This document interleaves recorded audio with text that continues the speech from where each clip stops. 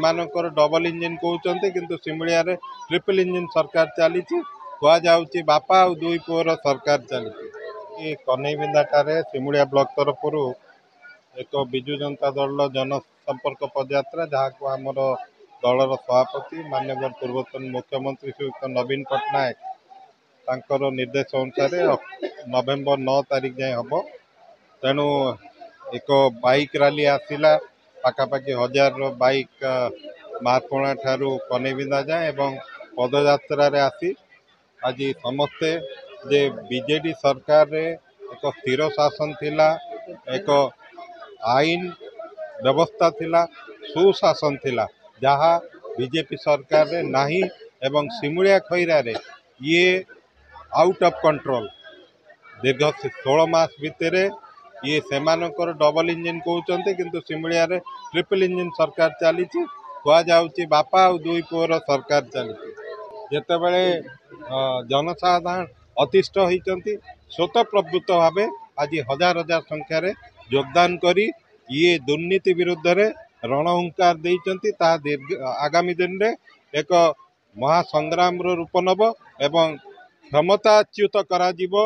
एही भली अहंकारी एवं दुर्नीतिखोर नेता जे कि ज्योति प्रकाश पाणिग्राही आज सिमुलिया ब्लॉक रो पदयात्रा कार्यक्रम को आरंभ पदयात्रा सहित साधारण सभा जो आप निजे देखिले केते संख्यार माँ मैंने उपस्थित होती एवं एत वर्षा सत्वे भी पाग खराब सत्वे भी प्रमाण कर दौची जे ज्योति प्रकाश पाणिग्राही होउचंदी सिमुलिया वास्तव नेता प्रकृत नेता एवं जहाँ फल आज पदयात्रा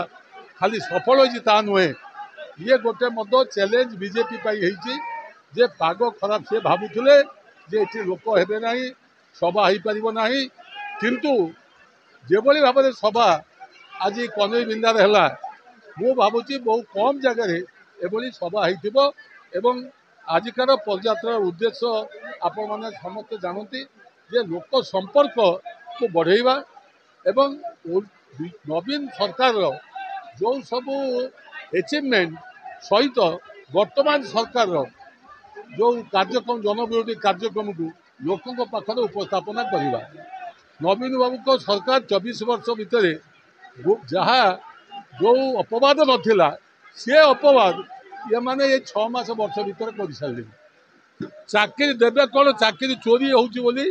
सबुआड़े चली 16 थर इंटरव्यू होगा गला पाई 16 थर जो प्रश्न आसे सब चोरी हो भाव में